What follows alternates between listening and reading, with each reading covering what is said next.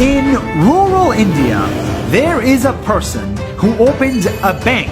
But this bank is not for the top 1% of men. This bank is built for the bottom 1% of women. That's right, a bank that helps poor women when no other bank would. Who is this woman? Why did she open such a bank? And how do you make money from helping the bottom 1%? In this small village in India, I found Chetna.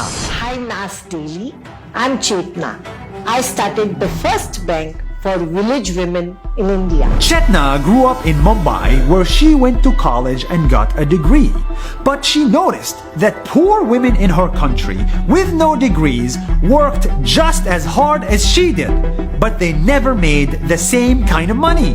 And most of them had never even been inside a bank.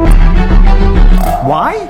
Because they earned less, so banks refused to help them. See, for a rich person to go to the bank and open the account, but poor are rejected.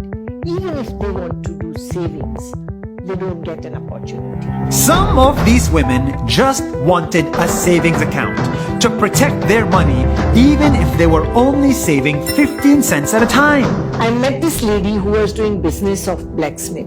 She was staying with her family on the street. She wanted to buy a tarpaulin sheet for the shelter, but the banks refused to help her to open the account. So Chetna thought, if no one will help these women, she will, by opening her own bank for poor women.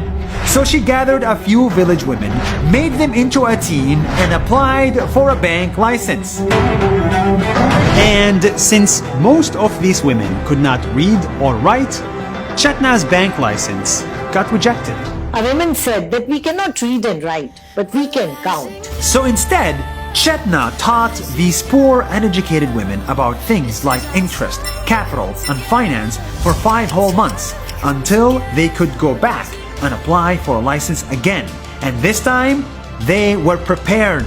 And they said that ask us to calculate the interest of any principal amount without calculator. And they calculated faster than the officer.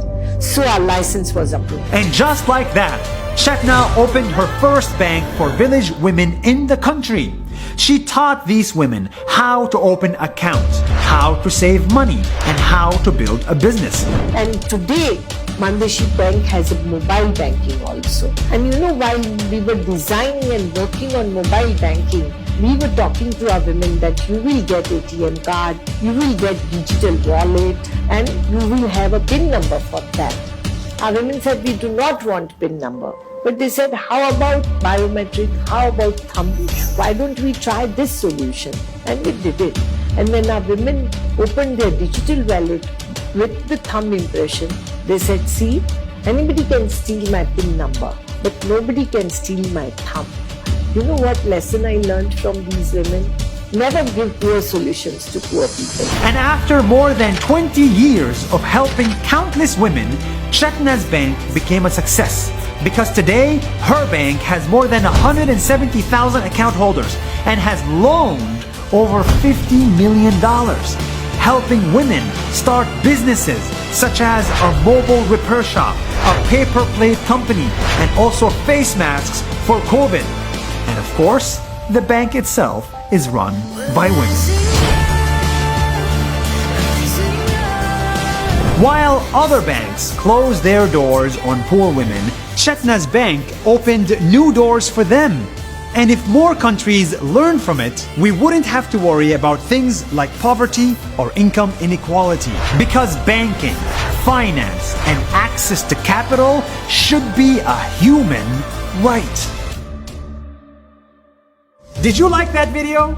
I hope so. It was a lot of effort and we're so happy to make it. In collaboration with Facebook, during the month of Ramadan, we are showing you the stories of 30 people in 30 days, and each one of these stories is more amazing than the other. I hope you continue tuning in for this special daily series. And follow us on Facebook. That's more than a minute. See you tomorrow.